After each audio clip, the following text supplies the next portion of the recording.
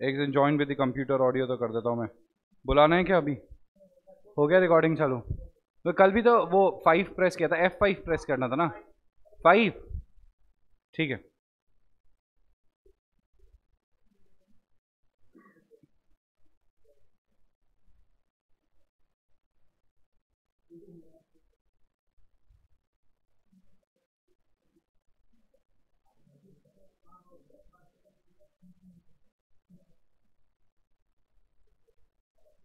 Hi guys, good morning everybody. Online में आवाज़ आ रही है आप लोग को? हाँ बेटा, स्ट्रीमिंग वाले बच्चों आवाज़ आ रही है आप लोग को? जल्दी बताइए। Yes, good morning. Good morning Chirag, good morning Varun, good morning सलोनी।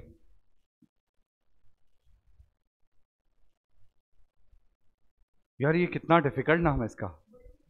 हाँ, पराकष्ठा, पराका प्रकाश था, प्रकाश था तो PAR फिर होता, या PRA, पराकाष्ठा। इज दैट पराकाष्ठा? मतलब आप किसी दिन क्लास में आके हमारी हेल्प कीजिएगा प्लीज।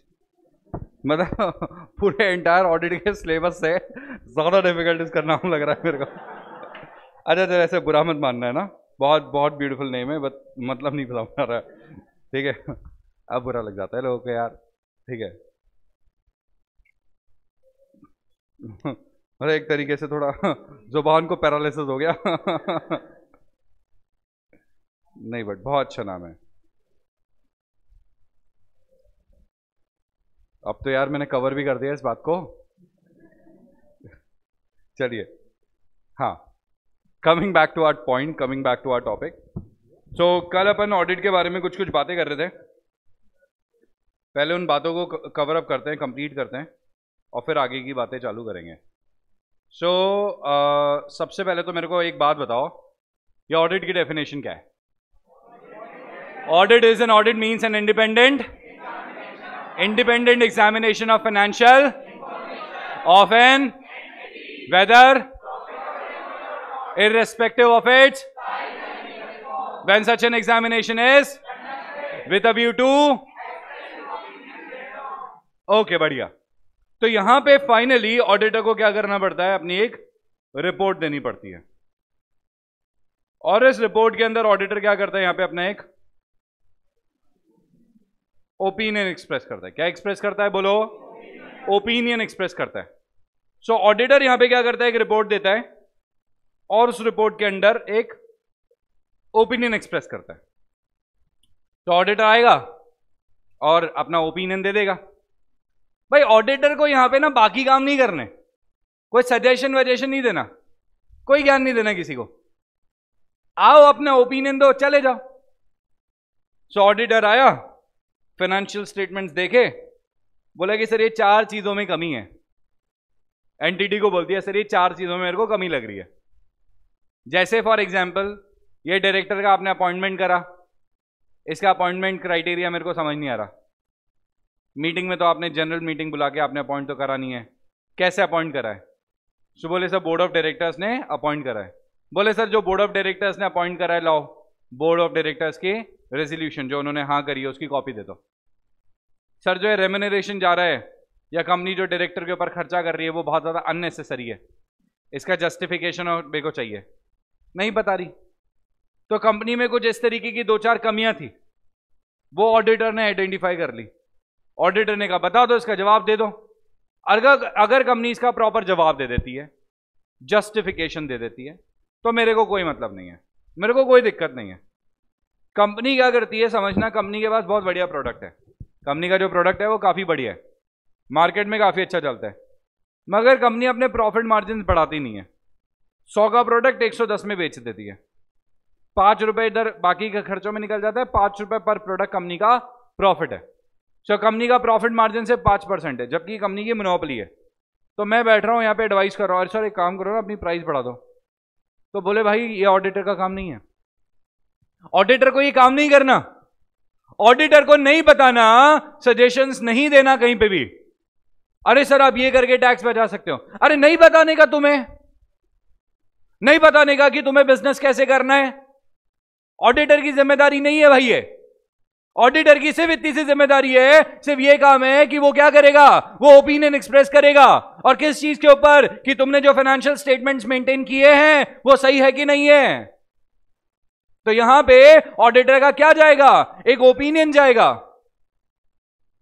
और वो ओपिनियन क्या है, वो ओपिनियन है कि जो तुम्हारे फाइनेंशियल स्टेटमेंट्स हैं, सर अभी तो आप फाइनेंशियल इंफॉर्मेशन बोल रहे थे, अरे भाई फाइनेंशियल इंफॉर्मेशन को मैं चेक कर सकता हूं, उसको देख सकता हूं, बट एट द एंड तो मेरे को फाइनेंशियल स्टेटमेंट्स के ऊपर ही जवाब देना पड़ेगा ना। मैं थोड़ी बताऊंगा नहीं नहीं बढ़िया जर्नल एंट्रीज पास करी थी, लेजर तो लाजवाब बनाए इन्होंने यार, स्वाद आ गया लेजर में तो देखते ही। ट्रायल बैलेंस, ओ हो क्या ट्रायल बैलेंस था, पहली बार देखा ऐसा ट्रायल बैलेंस मैंने।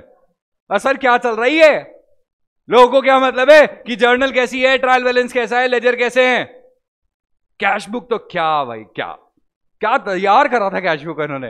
अरे क्या करना है इसका, आप बताइए बैलेंस शीट के बारे में। आइए, किसके बारे में बताएंगे, बैलेंस शीट के बारे में बताइए।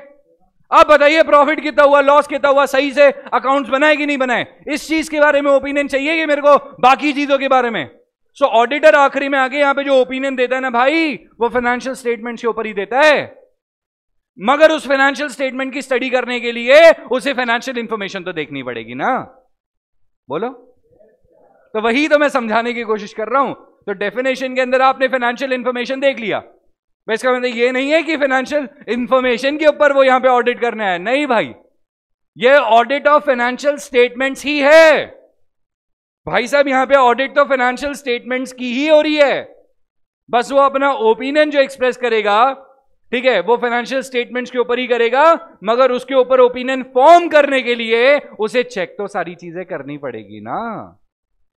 फाइनेंशियल स्टेटमेंट्स के लिए फाइनेंशियल इंफॉर्मेशन तो देखना पड़ेगा ना, ओरिजिन तो देखेगा ना, हाँ या नहीं भाई। आपने एक इंजीनियर को बुलाया, ठीक है, आपकी बहुत बड़ी बिल्डिंग है, उस बिल्डिंग में कुछ टेक्निकल इश्यूज आ रहे हैं, तो वो क्या करेगा, बस वही हिस्सा देखेगा, ओहो दिक्कत तो आ रही है, अरे कहां से आ रही है वो देखना भाई। पूरी बिल्डिंग दे रखी है, चल देख तो ओरिजिन कहां से हो रहा है इसका, कहां से प्रॉब्लम की शुरुआत हुई है। हाँ, डॉक्टर के पास गए, डॉक्टर पेट में दर्द है, इधर की तरफ दर्द है, हाँ, अरे तो डॉक्टर पूछेगा नहीं क्या खाया था क्या नहीं खाया था, क्या हुआ क्या नहीं हुआ, ओरिजिन पे जाने की। डॉक्टर ये कैसे पूछ सकते हो आप, ये तो आपका राइट ही नहीं है। बोले चल जाना यार भाई, तो टाइम वेस्ट मत कर, ठीक है। बोले यार रिसेप्शन पे पैसे ले लिए ने इससे, वो डबल लेने से, निकाल इसको, बैन कर इसे, कभी एंटर नहीं होना चाहिए आदमी। तो ऐसा नहीं होता ना भाई। अगर तुम्हें फाइनेंशियल स्टेटमेंट्स के ऊपर ओपिनियन एक्सप्रेस करना है तो ओरिजिनेट कहां से हुए, इसकी शुरुआत कहां से हुई, इसका तुम्हें पता होना चाहिए। आई बात समझ में। इसीलिए हमें फाइनेंशियल इंफॉर्मेशन पूरी की पूरी चेक करनी पड़ती है, ताकि हम अपना ओपिनियन फॉर्म कर सके किसके ऊपर, फाइनेंशियल स्टेटमेंट के ऊपर। अब ओपिनियन जाता है कि जो फाइनेंशियल स्टेटमेंट्स हैं क्या वो ट्रू एंड फेयर, हाँ ट्रू एंड फेयर किसने बोला, very good very good very good very good very good, सही बोला, हाँ मैं वही तो कह रहा हूं, बिल्कुल सही बोला। क्या वो true and fair view show करते हैं कि नहीं करते, क्या वो true and fair view show करते हैं कि नहीं करते। ऑडिटर का यहां पे एक ओपिनियन आएगा, do your financial statements reflect a true and fair position और true and fair view, if yes then I will give you a very good opinion. तो मैं आपके फाइनेंशियल इंफॉर्मेशन का, हाँ जी बेटा,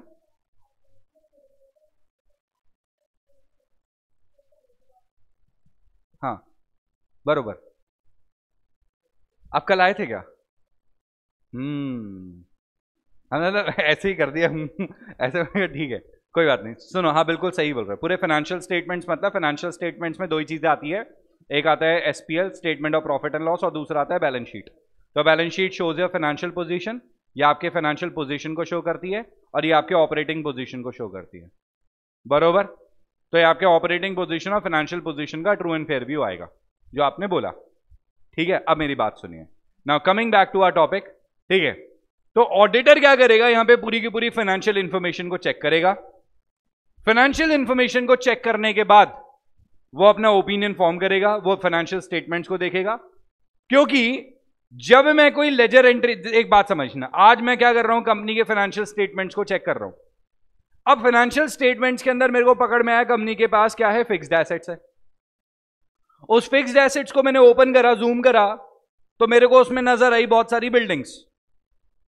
और जब मैंने बिल्डिंग को जूम करा तो मेरे को नजर आया कि कंपनी के पास 12 बिल्डिंग्स है। कितनी है? 12 बिल्डिंग्स है। और कंपनी के पास 2000 एकड़ लैंड भी पड़ा है। तो फिर मैंने फर्दर और जूम करा तो कुछ नजर नहीं आया। मैंने कंपनी को बोला, लाओ भैया 12 जो बिल्डिंग्स है आपकी, उसके प्रॉपर्टी के पेपर्स दिखाइए मेरे को। कंपनी ने मेरे को 12 बिल्डिंग्स के पेपर दिखा दिए। मैंने कहा कल कंपनी की गाड़ी तैयार रखिएगा, मेरे को ये जगह देखने जाना है। कंपनी ने गाड़ी तैयार करवा दी और मैं जगह देख के आया। फिजिकली कंपनी के ऑफिसेस चल रहे हैं वहां पे, आप समझ रहे हो? तो यहां पे मेरे को क्या करना है, अब ये जो मैंने प्रॉपर्टी के डॉक्यूमेंट्स देखे, ये क्या है? Financial information. मैंने कहा कब खरीदी थी? बोले इस दिन खरीदी थी। कितने की खरीदी थी? बोले इतने की खरीदी थी। तो मैं चेक करूंगा कि नहीं करूंगा? इस साल खरीदी है क्या? बोले हाँ खरीदी है। कहां एंट्री है? तो ये सब क्या है? These all are part of financial information. But ये फाइनेंशियल इंफॉर्मेशन को चेक करा जाएगा किसके लिए? फाइनेंशियल स्टेटमेंट्स के लिए। तो ऑडिटर क्या करेगा? Financial statements true and fair position show करते हैं कि नहीं करते, इसके ऊपर ओपिनियन देगा। अब यहां पे जो वर्ड्स को यूज करा जा रहा है ना, वो यूज करा जा रहा है ट्रू। ट्रू मतलब सच। और आगे जो वर्ड यूज करा गया है ना, वो वर्ड यूज करा गया है फेयर। अब उसके ऊपर क्या है, बहुत सारे क्वेश्चंस आए। देखो हमारे पास क्या होना चाहिए, आपके पास है ना क्वेश्चनिंग माइंड होना चाहिए। देखो यार, ऐसे नहीं चलेगा काम। जब आप ऑडिट पढ़ रहे हो ना, तो ऑडिट पढ़ो चाहे ऑडिट करो, दोनों समय पे इंसान का क्या होना चाहिए? Questioning mind. इसे कहते हैं प्रोफेशनल स्केप्टिसिज्म। क्या होना चाहिए? Professional scepticism. तो प्रोफेशनल स्केप्टिसिज्म आपको अंदर से ऑडिटर बनाता है। बोले मेरे रगों में ऑडिटर का खून बहता है, मैं अंदर से भी पूरा एक ऑडिटर है। Professionally sceptic. Professional scepticism shows a questioning mind. जो कुछ भी आता है ना, true and fair view, nice nice nice, तो बाकी लोग क्या करेंगे? बाकी लोग सुनेंगे ट्रू एंड फेयर व्यू, उनको बढ़िया लगेगा, हाँ अच्छा लगा ट्रू एंड फेयर व्यू, कि हाँ ओपिनियन जाना चाहिए ट्रू एंड फेयर व्यू है कि नहीं है। बट कोई ना कोई तो क्लास में से ऐसा है, सर ट्रू एंड फेयर क्यों बोला, ट्रू एंड करेक्ट क्यों नहीं बोला? क्वेश्चनिंग माइंड होना चाहिए। ये फेयर वर्ड देखते ही कान खड़े हो गए, अरे भाई ये क्या हो रहा है यार, करेक्ट वर्ड क्यों यूज नहीं करा गया सर यहां पे? समझ रहे हो क्या? नहीं, ट्रू तो अपनी जगह पे ठीक है, ट्रू को तो क्या बोलोगे, ट्रू मतलब सच, मगर फेयर की जगह यहां पे करेक्ट वर्ड क्यों नहीं है? नहीं अब सुनो, मिस्टेक्स नहीं होती देयर इज नो मिस्टेक। हाँ सर,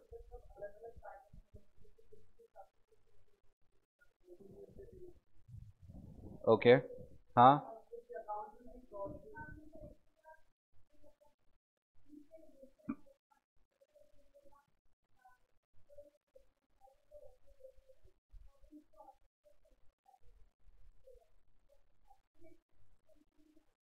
अरे नहीं नहीं नहीं नहीं, ये तो फेयर एंड फेयर ट्रीटमेंट पे चली गई, आप गलत डायरेक्शन में जा चुके हो।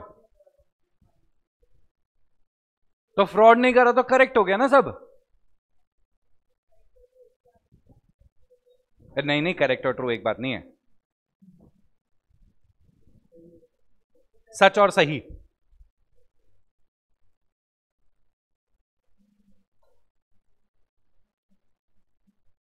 हाँ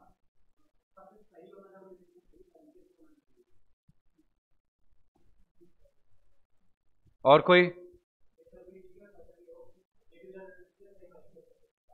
नहीं नहीं नहीं, वो आप गलत डायरेक्शन में चलेगा। चलो मैं बताता हूँ, अब मैं ही बता देता हूँ, ठीक है। बाकी हाँ, इसने कुछ कुछ सही बोला, बीच बीच में मेरे को आंसर्स कुछ कुछ कहीं कहीं सही सही सुनाई दिए थे।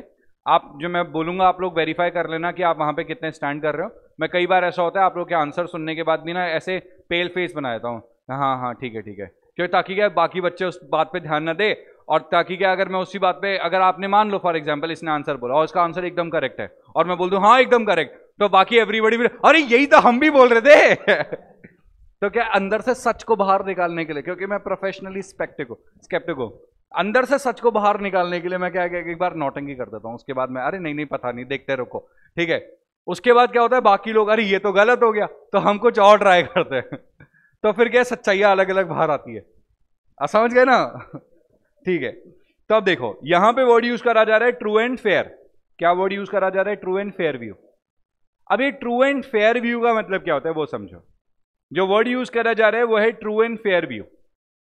ट्रू एंड करेक्ट व्यू क्यों नहीं बोलते? उसका रीजन है भाई ट्रू तो मतलब सब कुछ सच है, बट फेयर वर्ड हम लोग इसलिए बोलते हैं क्योंकि जो हमारे फाइनेंशियल स्टेटमेंट्स बनते हैं ना, उसके अंदर अब कुछ ने बोला कोई गलतियां रह जाती है, तो वो गलतियां गलत है बड़ी हो, वो गलतियां जो आपने बोला ना वो गलत वर्ड है। गलतियां नहीं रहती हमारे फाइनेंशियल स्टेटमेंट में। एक्चुअली हमारे फाइनेंशियल स्टेटमेंट्स जो होते हैं ना, वो क्या करते हैं, उसके अंदर कुछ अजम्पशंस होते हैं। क्या होते हैं? उसके अंदर कुछ अजम्पशंस होते हैं। कोई भी कंपनी जो अपने फाइनेंशियल स्टेटमेंट्स बनाती है ना, वो अजम्पशंस को यूज करती है। सर जैसे अजम्पशंस कैसे? अजम्पशंस का मतलब हो गया यहां पे जैसे कि प्रोविजंस। अब जैसे कि provision for doubtful debts, provision for taxation, इस तरीके के कुछ अजम्पशंस को यूज करा जाता है। अब जब आप फाइनेंशियल स्टेटमेंट्स बनाते टाइम पे जब आप वर्ड यूज करते हो अजम्पशंस, तो आपके फाइनेंशियल स्टेटमेंट्स ना 100% करेक्ट नहीं बनते। आपके फाइनेंशियल स्टेटमेंट्स जो हैं वो फेयर बनते हैं। क्या बनते हैं? फेयर। 100% करेक्ट मतलब 100% एक्यूरेसी। भाई एक्चुअली बेड डेट्स कितना हुआ वो तो अगले साल पता चलेगा ना, तो क्या अगले साल जाके फिर उसके बाद आपको तो अगले साल पता लगेगा कि कितने बेड डेट्स होंगे, आपको अगले साल पता लग रहा है कितना टैक्स आपने एक्चुअली में पे किया है।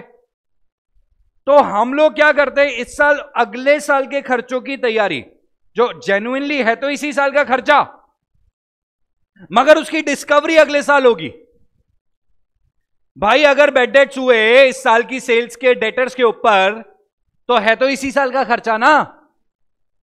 तो हम लोग जब यहां पे फाइनेंशियल स्टेटमेंट रीजनेबल एक्यूरेसी के साथ बनाते हैं, जब 100% एक्यूरेट ही फाइनेंशियल स्टेटमेंट्स आपके नहीं है, जब आपके फाइनेंशियल स्टेटमेंट्स ही रीजनेबल एक्यूरेसी देते हैं, तो ऑडिटर आके उस पर 100% करेक्ट रिपोर्ट कैसे दे सकता है भाई? तो जो काम ही रीजनेबल एक्यूरेसी के साथ हुआ है उसके ऊपर करेक्टेड इंफॉर्मेशन आएगी कहां से? समझ रहे हो?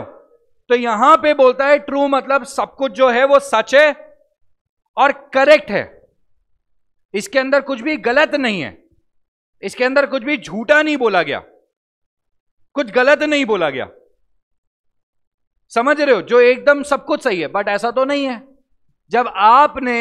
जब फाइनेंशियल स्टेटमेंट्स जब 100% करेक्ट बने ही नहीं है, तो उसके ऊपर ऑडिटर की रिपोर्ट 100% करेक्ट आ ही नहीं सकती। आई बात समझ में? जब फाइनेंशियल स्टेटमेंट्स बनाए ही कुछ अजम्पशंस के साथ गए हैं, जब आपके फाइनेंशियल स्टेटमेंट्स जो हैं वो आपके रीजनेबल, ठीक है, उसमें क्या है, वो उसके जो फाइनेंशियल स्टेटमेंट्स हैं उसके अंदर कुछ ना कुछ रीजनेबिलिटी डाली गई है, कुछ ना कुछ अजम्पशंस लिए गए हैं, तो उसकी वजह से जब फाइनेंशियल स्टेटमेंट्स 100% करेक्ट नहीं हुए, तो ऑडिटर की रिपोर्ट 100% करेक्ट कैसे आएगी उसके ऊपर? तो ऑडिटर यहां पे करेक्ट वर्ड यूज करने के बजाय फेयर वर्ड यूज कर देते हैं कि हां फेयरली करेक्ट है, ये मतलब फेयर है, 100% करेक्ट व्यू नहीं देगा। ऐसा मत सोचना कि ऑडिटर ने फाइनेंशियल स्टेटमेंट्स को यहां पे चेक कर दिया है तो इसका मतलब फाइनेंशियल स्टेटमेंट्स एकदम करेक्ट हो गए। नहीं भाई, ऑडिटर ने चेक करा है फाइनेंशियल स्टेटमेंट, जो बातें उसमें लिखी गई है वो सच है, उसके लिए कोई मनाही नहीं है, बातें जो लिखी गई है वो एकदम क्या है, सच है, ठीक है, उसमें कुछ गलत नहीं है। मगर वो सारी की सारी चीजें एकदम 100% अश्योरेंस के साथ करेक्ट भी है? नहीं भाई, ऐसा नहीं है। कल को अगर फ्यूचर में बेड डेट्स अगर आपके ज्यादा हो गए तो, या कम हो गए तो आप ऑडिटर के पीछे पड़ जाओगे। तुमने तो कहा था कि जो तुमने लिखा है वो एकदम करेक्ट है, ये जो फाइनेंशियल स्टेटमेंट्स एकदम करेक्ट है। आप समझ रहे हो क्या? तो कैसे हो सकते हैं वो करेक्ट? तो इसीलिए जब फाइनेंशियल स्टेटमेंट्स जिसकी मैं ऑडिट कर रहा हूं, जब वो 100% करेक्ट नहीं है, तो उसके ऊपर मेरा जो ओपिनियन है वो भी 100% करेक्ट नहीं हो सकता। वो भी क्या होता है? एक फेयर ही होता है। बोला समझ आया कि नहीं आया? समझ आ गया? अच्छा, दूसरी चीज, ऑडिटर यहां पे क्या करता है, जो ओपिनियन देता है ना, वो उसका एक होता है रीजनेबल एश्योरेंस।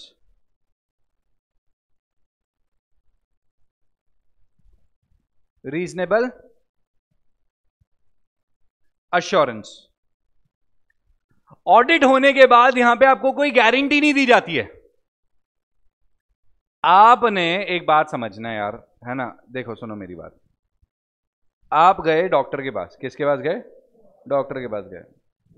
डॉक्टर आपको गारंटी देगा तुम एकदम सही हो जाओगे? क्या बोलता है? आई ट्राई माई बेस्ट, यही बोलेगा doctor. I try my best, बाकी ऊपर वाले के हाथ में। वो क्या अपना पढ़ना छोड़ देता है, बोलेगा भाई कुछ भी हुआ ऊपर वाले को यही मंजूर था। ठीक है, और अगर बढ़िया रहा तो वो तो ठीक है, डॉक्टर्स हम बढ़िया डॉक्टर्स है। समझ रहे? सो बेसिकली यहां पे क्या है, डॉक्टर तक आपको 100% किसी चीज की गारंटी नहीं देता भाई। डॉक्टर भी आपको यहां पे क्या नहीं देगा? 100% गारंटी नहीं देगा। आप समझ रहे हो बात को? तो जब डॉक्टर आपको 100% किसी चीज की गारंटी नहीं दे रहा है कि वो इलाज कर देगा, तो एक चार्टर्ड अकाउंटेंट कैसे 100% गारंटी देते? देखो क्या होता है, विद ऑल प्रैक्टिकल रीजंस हम लोग जो यहां पे ऑडिट करते हैं ना, वो 100% नहीं करते। हम ऑडिट कर रहे हैं, इन्वेस्टिगेशन नहीं कर रहे। ये जो 100% चेकिंग वाला काम होता है ना, ये इन्वेस्टिगेटर्स का होता है कि बारीक से बारीक इंफॉर्मेशन को देखना है। एक कंपनी को पकड़ के अगर तुम बारीक से बारीक इंफॉर्मेशन को चेक करने लग जाओगे ना, तो इस एक कंपनी के ऑडिट में तुम्हें 2-4 साल लग जाएंगे। अब उस एक कंपनी से तुम्हें मिल रहे मान लो 10 लाख रुपए की फीस, 4 साल का 10 लाख। छोड़ दो काम, छोड़, नौकरी करने चले जाओ, छोड़ दो सीए की प्रैक्टिस, मतलब ही नहीं है ना भाई कोई। तो कर सकते हो क्या ये? अब वो एक कंपनी की 10 लाख की फीस आपको 1 साल में लेनी है, और एक ही कंपनी की ऑडिट थोड़ी करेंगे, साल भर में 10 कंपनी की ऑडिट करनी है। समझ आ रहे भाई? साल भर में 10 कंपनी की ऑडिट करनी है, 20 कंपनी की ऑडिट करनी है, बाकी और भी तो काम है। तो इतना तो कॉस्ट ही नहीं है हमारे पास, इतना तो हम पैसा ही नहीं लगा सकते, इतना तो टाइम इन्वेस्ट नहीं कर सकते एक कंपनी की ऑडिट के अंदर। तो ऑडिटर यहां पे क्या करता है? ऑडिटर यहां पे सैंपल के बेसिस पे चेकिंग करता है, 100% चेकिंग नहीं करता। ऑडिटर यहां पे किसके बेसिस पे चेकिंग करता है? सैंपल के बेसिस पे चेकिंग करता है। तो ऑडिट की जो सैंपलिंग होती है, ऑडिट में क्या होता है? ऑडिट में ऑडिटर को सैंपल बनाने पड़ते हैं, 100% चेकिंग नहीं होती। तो इसमें ऑडिटर क्या करता है? इसमें ऑडिटर 2 कैटेगरीज में आइटम्स को डिवाइड कर देता है। कितने कैटेगरीज में? 2 कैटेगरीज में। एक कह सकते हो हाई वैल्यू आइटम्स, एक कह सकते हो लो वैल्यू आइटम्स। जो हाई वैल्यू आइटम्स हैं उनको ज्यादा डिटेल में चेक करेंगे, और जो लो वैल्यू आइटम्स हैं उनको थोड़ा ज्यादा सैंपल बना के चेक कर लेंगे। समझ आ गया? जैसे मैंने क्या किया, कंपनी के अंदर जो भी आइटम 50 लाख के ऊपर के है ना, उनको तो मैं 100% चेक करूंगा। जो भी आइटम 50 लाख के ऊपर है मैं 100% चेक करूंगा। जो भी आइटम 10 लाख से 50 लाख के बीच में है मैं उसको 60% चेक करूंगा। जो भी आइटम 1 लाख से 10 लाख के बीच में है मैं उसे 70% चेक करूंगा। ठीक है, कितना? 60%, हाँ 40% चेक करूंगा। और जो आइटम 1 लाख से नीचे के हैं मैं इसे रैंडमली 10% चेक करूंगा। इस तरीके से ऑडिटर क्या करता है? अपना क्राइटेरिया बना लेता है कि भाई मेरे को इस तरीके से सैंपल लगा के चेक करना है। 1 लाख से नीचे के कितने आइटम्स हो तुम उसमें क्या ही फ्रॉड कर लोगे, मगर 50 लाख के ऊपर, 1 करोड़ के ऊपर का एक भी आइटम में फ्रॉड किया तो बड़ा फ्रॉड हो जाएगा ना। तो इसलिए ऑडिटर को क्या करना पड़ता है? वहां चीजें ज्यादा डिटेल में चेक करनी पड़ती है। तो जब ऑडिटर 100% चेकिंग ही नहीं करेगा तो क्या 100% ओपिनियन दे सकेगा? नहीं दे सकेगा ना। तो इसीलिए ऑडिटर यहां पे क्या करता है? रीजनेबल अश्योरेंस देता है। रीजनेबल अश्योरेंस, अश्योरेंस मतलब ऐसे आश्वासन, और रीजनेबल बोले आपने चेक कर लिया? बोले हाँ चेक कर लिया। कोई दिक्कत नहीं? मेरे को तो कोई दिक्कत नहीं लगी। सब ठीक है? बोले हाँ सब ठीक है। सीए इंस्टीट्यूट का एक बार ना, एक्चुअली क्या होता है जैसे मैं आपको बताता हूं, ठीक है, तो इंस्टीट्यूट क्या करता है, मैगजीन्स भेजता है। तो एक मैगजीन आई थी, उस मैगजीन को मैं रीड कर रहा था, ठीक है, उसमें मतलब जितने चार्टर्ड अकाउंटेंट्स है सबको एक मैगजीन जाती है टाइम टू टाइम। तो मैगजीन आई थी, उस मैगजीन को मैं रीड कर रहा था, तो उसके अंदर क्या हुआ, उसके अंदर लिखा हुआ था ऑडिट के बारे में। अब ऑडिट अपना सब्जेक्ट है तो अपन उठा के उसको देख लेते हैं। तो मैंने उसे उठा के देखा तो उसके अंदर किसी बड़े ऑथर ने लिखा था, ठीक है, कि भाई ऑडिट के अंदर अगर आपको समझना है कि ये रीजनेबल एश्योरेंस क्या है, कि रीजनेबल एश्योरेंस क्या है, या सब बढ़िया है, तो इसका मतलब क्या है? तो इसका मतलब है it is like a all is well report. क्या है ये? All is well report. वो आई थी ना movie 3 idiots, the all is well, all is well, all is well. तो it's like all is well report, मतलब सब ठीक है, थोड़ी बहुत गड़बड़ है देख लेंगे, किसी को कोई फर्क नहीं पड़ेगा उससे। समझ आई बात? तो ऑडिटर यहां पे एक रीजनेबल एश्योरेंस देता है कि फाइनेंशियल स्टेटमेंट जो है ना, फाइनेंशियल स्टेटमेंट्स जो हैं, जो अपन ये फाइनेंशियल स्टेटमेंट्स बना रहे हैं ना, ये जो देख रहे हैं फाइनेंशियल स्टेटमेंट्स अपन, ये ट्रू एंड फेयर व्यू देते हैं। तो ऑडिटर एक रीजनेबल एश्योरेंस देगा कि भाई मैंने चेक कर लिया है, फाइनेंशियल स्टेटमेंट्स ठीक है, कोई दिक्कत नहीं है। ये ट्रू एंड फेयर व्यू है, ये कहीं पे भी ट्रू एंड करेक्ट व्यू नहीं है, और इसके ऊपर एब्सोल्यूट एश्योरेंस नहीं आएगा और ना कोई एब्सोल्यूट गारंटी आएगी। अरे मैं गारंटी लेता हूं भाई, अच्छा कल को सच में कंपनी में फ्रॉड निकला तो तुम तो गए, तुम्हारी तो डिग्री भी गई और तुम तो जेल में जाके बैठोगे कि तुमने तो गारंटी ली है, तो सामने वाले को जो नुकसान हो जाएगा उसके जेब से तुम दोगे पैसा? हाँ भाई नहीं, मगर तुम्हें यहां पे क्या देना पड़ेगा, एक रीजनेबल एश्योरेंस, तभी तो तुम्हें अपॉइंट किया गया है। तो 100% एश्योरेंस नहीं चाहिए मेरे को एक रीजनेबल एश्योरेंस चाहिए। Reasonable assurance somewhere stands between 80 to 90%, 80-90% चीजें ठीक है, मेजरली सारी चीजें ठीक है। समझ आ गया? इसको कहते हैं रीजनेबल एश्योरेंस। तो ऑडिटर का जो ओपिनियन होता है ना, वो क्या होता है, एक रीजनेबल एश्योरेंस होता है। क्या होता है? ऑडिटर एक रीजनेबल एश्योरेंस देता है। रीजनेबल एश्योरेंस मतलब कि फाइनेंशियल स्टेटमेंट में फ्रॉड वगैरह नहीं है, financial statement true and fair है, इसी के ऊपर तो देगा ओपिनियन, क्योंकि आया ही ओपिनियन वो फाइनेंशियल स्टेटमेंट्स के ऊपर देने के लिए। अब यही तो बोलेगा फाइनेंशियल स्टेटमेंट्स में कोई कमी नहीं है, financial statements true and fair है। बोलो समझ आया कि नहीं आया? आ गई बात समझ में? ठीक है। तो इसी तरीके से ऑडिटर का जो ओपिनियन होता है, जो ऑडिटर का ओपिनियन होता है वो दो तरीके का होता है। ऑडिटर का जो ओपिनियन होता है ना, वो दो तरीके का होता है। अब ये जो ऑडिटर की जो रिपोर्ट आती है, वो आती है स्टैंडर्ड ऑन ऑडिटिंग 700 में। कौन से स्टैंडर्ड्स ऑन ऑडिटिंग आते हैं ना अपने, मैंने बताया थे कल आपको, स्टैंडर्ड्स ऑन ऑडिटिंग के बारे में समझाया था कि भैया ऐसे ही पढ़ाई नहीं चलेगी, आपको यहां पे 3 किताबें देखनी है, और 3 किताबों के अंदर जो तीसरी किताब थी वो थी ऑडिटिंग एश्योरेंस की। तो ऑडिटिंग एश्योरेंस मतलब एक स्टैंडर्ड्स ऑन ऑडिटिंग। और मैंने आपको समझाया था कि मैं आपको वो तरीके बताऊंगा जिन तरीकों से आप ऑडिट के अंदर अच्छा स्कोर कर सकते हो। वो तरीके धीरे धीरे मैं आपके साथ इंप्लीमेंट करता जाऊंगा, ठीक है। वो आपको पता भी नहीं चलेगा किस तरीके से वो अपनी पढ़ाई के साथ जुड़ चुका है, ओके, और वो लाइफ का पार्ट बन चुका है। क्योंकि एक दिन की तैयारी से वो चीज आपकी लाइफ में इंप्लीमेंट नहीं होगी। जो तैयारी हम धीरे धीरे रोज करेंगे ना, वो एग्जाम के लिए अपने को तैयार करेगी। ऐसा थोड़ी होता है कि आपका कोई, ठीक है, क्रिकेट का मैच है, एक दिन क्रिकेट खेला सीख गए और अगले दिन जाके इंटरनेशनल क्रिकेट, नहीं भाई, सालों की मेहनत लगती है। मगर यहां पे ऑडिट में, ठीक है, सालों की तो नहीं कुछ टाइम की तो मेहनत चाहिए हमें, कुछ महीनों की तो मेहनत चाहिए हमें। समझ आई बात? तो जो ओपिनियन है वो ऑडिटर का ओपिनियन ऐसे 700 में आता है। अब ऐसे 700 के हिसाब से ऐसे 700 है ऑडिटर्स रिपोर्ट, ठीक है, रिपोर्टिंग ऑन फाइनेंशियल स्टेटमेंट्स, ऐसे का नाम है पूरा। अब देखो क्या होता है, ऑडिटर जब रिपोर्ट देता है, क्या देता है, अपनी रिपोर्ट देता है। तो ऑडिटर की 2 तरीके की रिपोर्ट आती है। कितनी तरीके की? 2 तरीके की। एक कहलाती है अनमॉडिफाइड, एक कहलाता है अनमॉडिफाइड और दूसरा कहलाता है मॉडिफाइड।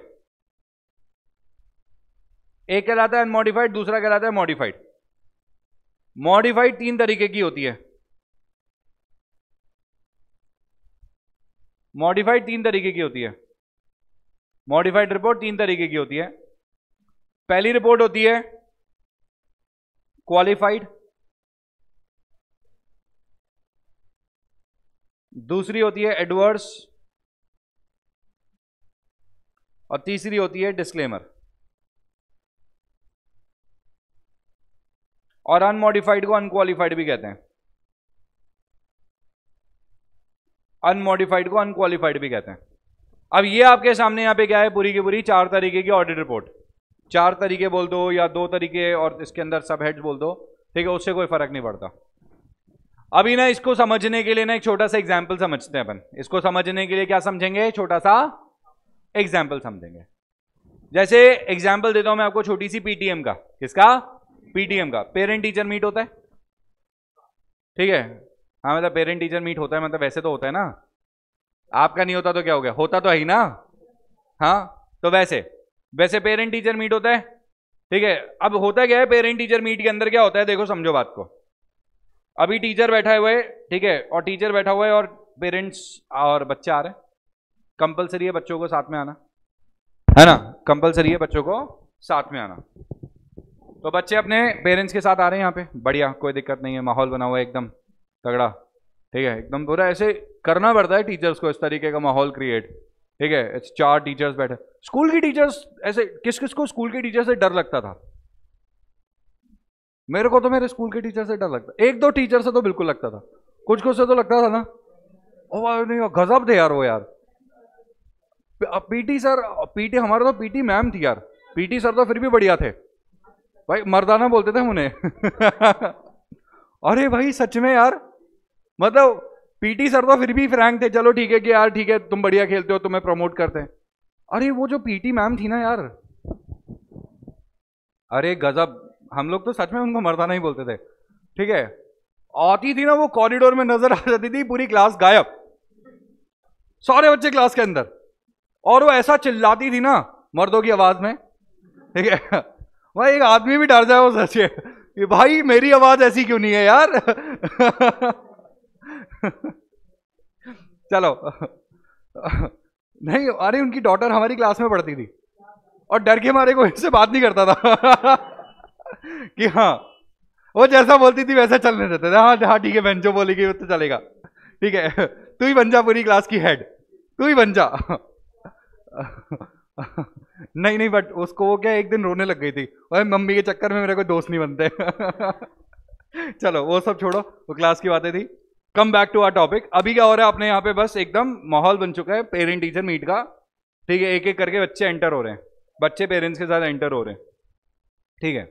मान लो मैं टीचर हूँ, ठीक है, मानना क्या है, तो हूँ, अरे ऐसे यार मैं, आज समझे नहीं ना यार, मैं अलग टीचर हूँ, वो स्कूल वाले अलग टीचर होते हैं, उनको पता नहीं क्या होता है, क्या क्या क्या फूक के आते हैं, मेरे को सच में समझ नहीं आता टीचर, स्कूल वाले टीचर्स के साथ, मतलब वो आते हैं वो पता नहीं कैसे तुम स्माइल क्यों नहीं करते, तुम बच्चों के साथ ऐसे अच्छे से बिहेव क्यों नहीं करते, बच्चों को तुम इंसान क्यों नहीं समझते भाई, क्या फर्क पड़ जाएगा, नहीं अलग ही एटीट्यूड है उनका, अपने से वो काम नहीं हो सकते, देखो भैया, ठीक है। अब स्कूल टीचर अपन पढ़ाना छोड़ देगा। स्कूल टीचर जिस दिन बनने की नौबत आ गई।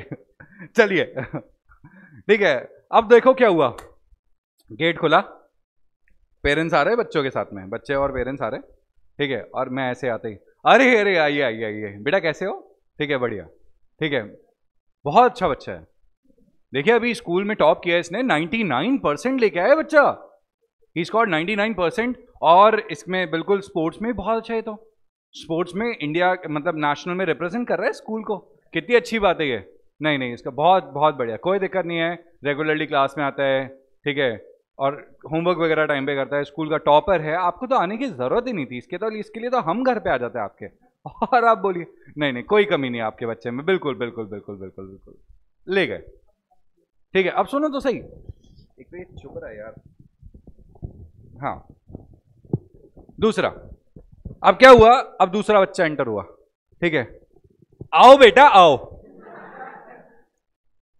देखो यार दिमाग तो बहुत तेज है, अब ये वही सेम पेटेंटेड डायलॉग जो मेरे हिसाब से जिंदगी में आप सब ने सुना होगा, है ना, ये क्या है ये, और ये क्या होता है, ये लाइन सुन के ना एक बार तो ऐसा हो जाता है कि हाँ यार दिमाग तो है मेरे में यार, वो तो मैं नालायक हूं इसलिए पढ़ता नहीं हूं।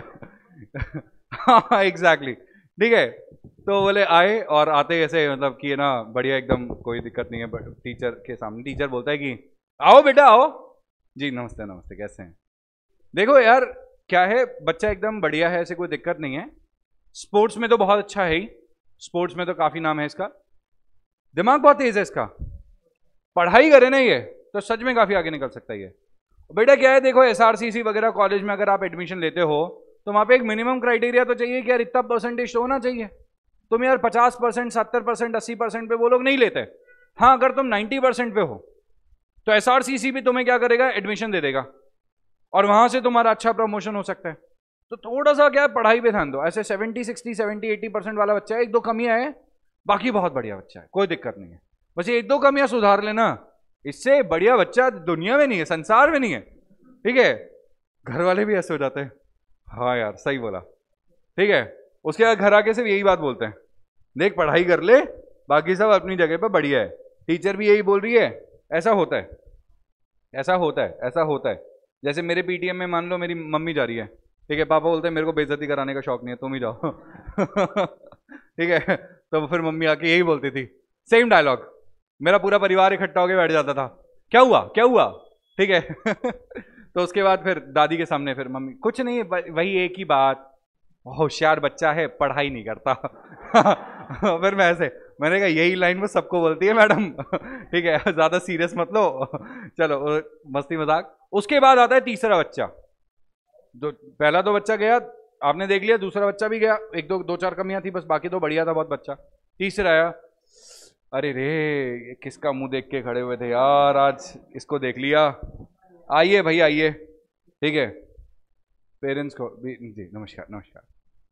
देखिए आपके सामने तैयार हो क्या है, नहा के तो आया ना ये, अरे नहा के तो आया, नहा के तो आया, ठीक है, मतलब आप एक तो सबसे पहले बेटा ये बाल तुमने कलर क्यों करा रखेंगे, ये तुम्हारी अलग से चोच क्यों जा रही है, हाँ भाई, और ये जो तुमने ये जो अपने आईब्रोज के ऊपर ये जो ये जा रहा है इसके ऊपर ये कट क्यों लगा है, एक्सीडेंट हो गया था बेटा तुम्हारा, हाँ बेटा ये बाली क्या मतलब लड़की बनने का शौक है, चोटियां बनवा दे तुम्हारे लिए, हाँ बड़े से बाली पहन लो ना थोड़े से, ऐसे कानों के झुमके टन ये कर लो तुम, हाँ भाई,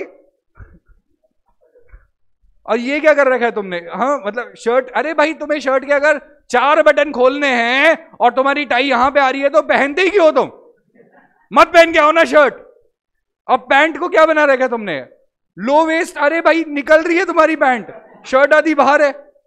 अच्छा चलो ये तो ठीक है, जूते स्पोर्ट्स शूज पहन के, चोच वाले जूते पहन के आते हो, शादी में आए हो किसी तुम, क्या पहन के आए हो स्कूल के अंदर, स्कूल में आए हो कि भाई क्या कहां जाना है तुम्हें, जाना गया तुम्हें, हाँ अच्छा वो सारी बातें तो ठीक है, पढ़ाई में अरे कुछ पढ़ तो लेते भाई, बोले स्कूल में आता है पीछे बैठता है एकदम पीछे पीछे और पीछे जाके सो जाता है, बैक बेंचर्स भी ऐसे हो जाते हैं, उनसे भी जाके पीछे जाके बैक पे बैठता है और पीछे छुपा रहता है ताकि वो इसको देख ना सके, पता नहीं क्या करता है, ठीक है। इसके पास अभी अभी कुछ टाइम पहले व्हाइटनर की बोतलें मिली थी, पता नहीं क्या करता रहता, स्कूल में आ गया पीछे ही पीछे बैठा था, ठीक है, उठाओ तो उठ नहीं पाता ढंग से, ठीक है, आंखें लाल पड़ी रहती है इस आदमी की। और पढ़ाई में अरे भाई ग्रेस हमने चला के पास किए से, किसको तो पास करो, इसको तो भेजो, बोर्ड्स में कैसे पास होगा, दिक्कत वो है, ग्रेस लगी हर सब्जेक्ट में इसके, भाई बहुत कमी है, सुधार लो अपने बच्चे को, अभी भी समय नहीं तो देख लेना, नहीं तो आएगा इसका जरूर न्यूज़पेपर में नाम, किसी ना किसी दिन कोई बड़ा कांड करके आएगा ये, बिल्कुल देख लेना अब क्या करना है। एकदम नालायक बच्चा यार, एकदम नालायक, किसी चीज में अच्छा नहीं है, और किसी चीज में तो अच्छा हो, कम से कम नहीं पढ़ता चल मत पढ़, देखो जो करना है कर, तैयार तो ढंग से हो क्या, ऐसे लगे तो सही कि तू स्कूल जा रहा है, सारी चीजों में कमियां। अच्छा चौथा बच्चा इंटर हुआ, ये तो भेज दिया इनको तो, ठीक है, चौथा बच्चा इंटर हुआ, ठीक है, चौथा बच्चा इंटर हो रहा है, यार कौन हो तुम, देखा नहीं तुम्हें, बोले नहीं सर वो 2 दिन पहले एडमिशन लिया था मैंने, 2 दिन पहले एडमिशन लिया था, अरे हाँ हाँ हाँ, अरे तुम दिखे तो थे परसों, फिर कल क्यों नहीं आए थे? वो सब कल तबीयत खराब हो गई थी। अच्छा अच्छा अच्छा अच्छा जी। अब पेरेंट्स पूछते कैसा है, अरे मैंने कहा मैं क्या बताऊं कैसा है, कैसे बताऊं कैसा है, नहीं इसको पढ़ने तो दो थोड़ा सा, ठीक है, 10-15 दिन क्लास में आने तो दो, उसके बाद तो मैं ओपिनियन फॉर्म करूं इसके बारे में। आई एम सो सॉरी, मैं कुछ नहीं बोल सकता, ये मेरे एक्सपर्टीज के बाहर है, मैं ज्योतिषी यहां पे नहीं हूं, आंखें बंद करूं, हाँ ये लीजिए ये जन्म कुंडली लिख के दे, भाई मैं ये सब नहीं कर सकता, अपन टीचर है, ठीक है, अपन बच्चा पढ़ेगा क्लास के अंदर, उसके बारे में बता सकता हूं कि हाँ ये कैसा है पढ़ाई के अंदर, ये चीजें मैं नहीं बता सकता भाई, कि तुम एक्सपेक्ट करने लग जाओ कि 2 दिन आया बच्चा, 1 दिन क्लास के अंदर एंटर हुआ है, उसके बाद मैं देख के बता दूं, ला ये जन्म कुंडली दीजिए, देख के बता देता हूं, हाँ राहु की दिशा खराब है ये तो मैं नहीं कर सकता ना भाई, हाँ गुस्सा तेज है लड़के का, मोती बनाइए, ये तो नहीं कर सकते ना, बोलो, तो ये तो अपन नहीं कर सकते, तो भाई अपन क्या कर देंगे, अपन मना कर देंगे, यार बोले ये this is out of my expertise है, मेरे एक्सपर्टीज के बाहर है, तो मैं इससे बाहर होना चाहूंगा। बोलो समझ आया कि नहीं आया? अरे 4 बच्चे जो आपके सामने आए अभी, मेरे को बस ये जानना है कि आपके हिसाब से, अकॉर्डिंग टू यू गाइस, कौन सा बच्चा कौन सी जगह फिट होगा इन चारों में से? पहला बच्चा क्वालिफाइड, अच्छा पहले बच्चा और क्वालिफाइड के लिए कितने वोट्स हैं हमारे पास? शो ऑफ हैंड से वोटिंग करेंगे। अच्छा कितने नहीं है पहले बच्चा क्वालिफाइड पे? सर आपने तो हाथ ऊपर करा नहीं था बेटा, जो तुम बैक के पीछे छुप रहे हो ना, हाँ आपने भी आंसर नहीं करा था ना? नहीं नहीं मैं वो जान, अरे नहीं नहीं, अरे तुम नहीं, ये लाल कलर की टी शर्ट में लाल कलर के बैग के पीछे छुपते हुए हाँ ठीक है, तो आपके हिसाब से पहला बच्चा क्या है? क्वालिफाइड। दूसरा बच्चा एडवर्स, तीसरा बच्चा डिस्क्लेमर, और चौथा बच्चा अनक्वालिफाइड। ठीक है, क्या सबका 100% ओपिनियन है इस चीज के लिए? क्या सब लोग 100% यूनानिमसली हाँ कर रहे हैं इस चीज के लिए? बोलिए लॉक कर दूं? ठीक है भाई, सुनिए, पहला बच्चा अनक्वालिफाइड। अनक्वालिफाइड मतलब यहां पे क्वालिफिकेशन का मतलब होता है कमियां। और ये छीड़ेंगे सर आपने पहले बताया नहीं था, अरे बेटा मेरी बात समझो, अभी आपको ज्यादा याद रहेगा, कोई चीज में जहां हम गलती करते हैं वो हमें ज्यादा लंबे समय तक याद रहता है। साइकोलॉजी समझ रहे हो? साइकोलॉजी ऑफ ह्यूमन माइंड, तो बेटा अपने को लंबे टाइम तक याद रहने वाला है। क्या?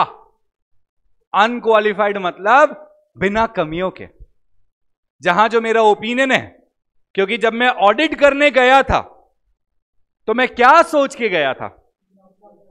क्या यह सोच के गया था कि इसमें कमियां मिलेगी, ये कंपनी बेकार है, या ये सोच के गया था ये कंपनी बढ़िया होगी, यही सोचा था, तभी ऑडिट के लिए हां कर रहा था। कोई कंपनी आके बोलती है देखिए हम बहुत फ्रॉड करते हैं, आइए हमारी ऑडिट करिए, हम, अरे सर प्लीज सर, हाथ जोड़ दे सर आपके, हाँ सर आपको पता है सर, एक बार एक काम करो सर, आप सीए फाउंडेशन का पेपर देके देखो, आपको पता लग जाएगा सीए में कितनी मेहनत लगती है सर, हैं मतलब सर वो 8-8 घंटे ट्यूशन लेने के बाद, ठीक है, टीचरों को सुनने के बाद, उसके बाद घर जाके जो 6 घंटे की पढ़ाई करनी पड़ती है ना सर, एक बार आप करके देख लो सर, हाँ नानी भी याद आ जाएगी, दादी भी याद आ जाएगी, पर नानी भी याद आ जाएगी एक बार, हाँ। और तुम चाहते हो कि मैं फ्रॉड कंपनी के अंदर आके ऑडिट करूं इसकी, और कल को मैं ही फंसा तो मेरी डिग्री चली जाए? नहीं सर, ना हो पाएगा सर, समझ गए बात को?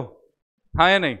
बोले सर 1 करोड़ रुपए लेना, नहीं सर 1 करोड़ रुपए में आप डिग्री नहीं खरीद सकते, ज्यादा पैसे लगेंगे 10 करोड़ दो तो सोचो तो आप समझ रहे हो? तो पहला क्या है? Unqualified, unmodified. आप सोच के गए कंपनी बढ़िया है, कंपनी में कोई कमी नहीं है, तो इसको कहते हैं अनमॉडिफाइड। अनक्वालिफाइड ओपिनियन मतलब आपने जो सोचा था वही हुआ, आपका जो ओपिनियन है वो मॉडिफाई नहीं हुआ, सिंपल, अनमॉडिफाइड ओपिनियन। मगर आप जो सोच के गए थे वो ओपिनियन क्या हो गया? मॉडिफाइड हो गया, मॉडिफाइड हो गया। पहला बच्चा आया, दूसरा बच्चा आया, क्वालिफाइड, 2-4 कमियां हैं, बाकी बढ़िया। तो qualified opinion is a opinion जहां पे ऑर्डर बोलता है सब बढ़िया, all is well except these 4 things, all is well except these 2 things, सब बढ़िया है, कोई कमी नहीं है कंपनी के अंदर, एवरीथिंग इज गुड। ठीक है, फाइनेंशियल स्टेटमेंट शोज और discloses a true and fair position except these 4 points, except these 2 points. समझ आ गया? ठीक है कि डायरेक्टर के ऊपर इतना ज्यादा खर्चा किया गया था, क्यों खर्चा किया गया था, इसका कोई जस्टिफिकेशन नहीं दिया कंपनी ने, बाकी सब बढ़िया एकदम चंगा चौखस. समझ आया? सेकंड पॉइंट बोलता है एडवर्स. अरे रे भाई कमियां टाइम पे एक तो फाइनेंशियल स्टेटमेंट्स पूरे हुए नहीं, डायरेक्टर का रेम्यूनरेशन डिस्क्लोज नहीं कर रखा है, ठीक है, कैश पेमेंट्स कंपनी के प्रॉपर तरीके से डिस्क्लोज नहीं है, हमने कंपनी को कहा कि आपके बैंक स्टेटमेंट लाके दो, वो दिए नहीं है, ये नहीं किया वो नहीं किया, ऐसा वैसा ये वो फलाना ढिकाना, ऐसे करते करते एडवर्स के अंदर अपन ने बता दिया कि भाई ये तो एडवर्स ओपिनियन है. समझ आ गया क्या? ठीक है भाई. अब नेक्स्ट आता है डिस्क्लेमर.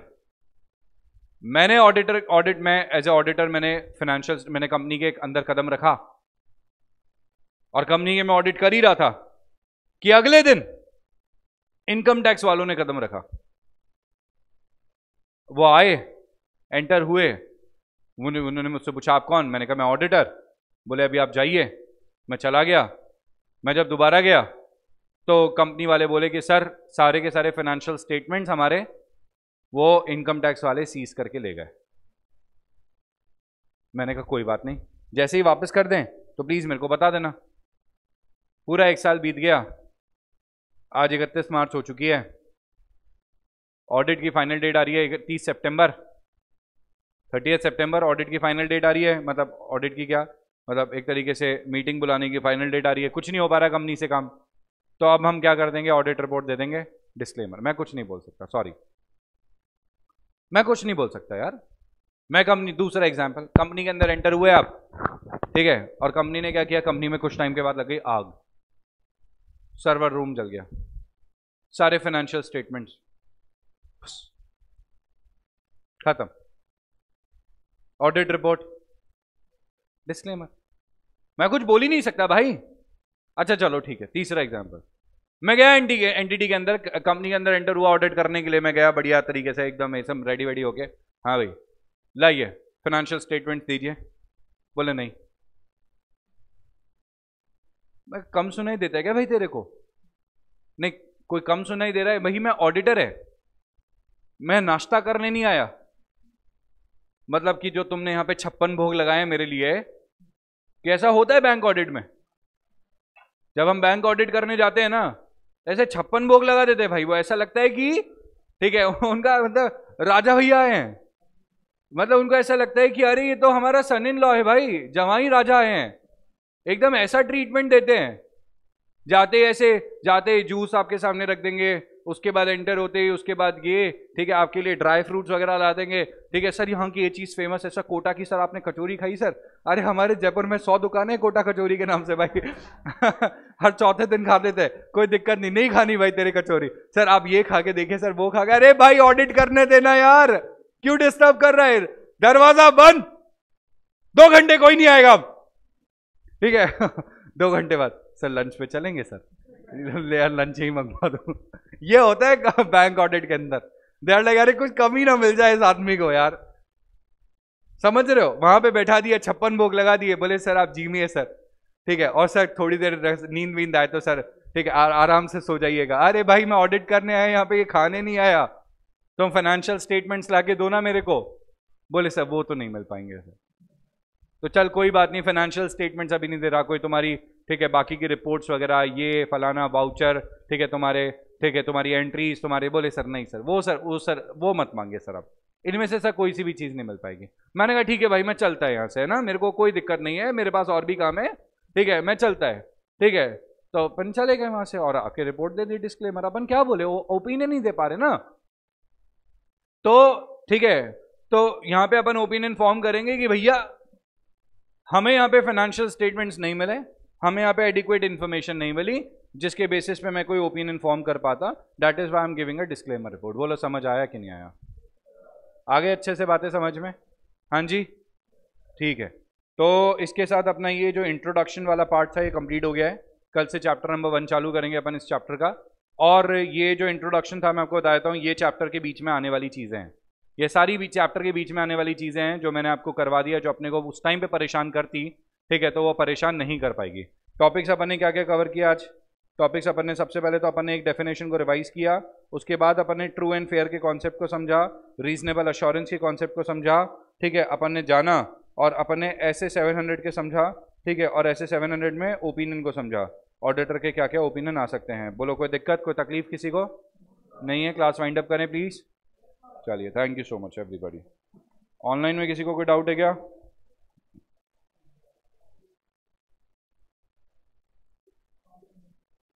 बिल्कुल,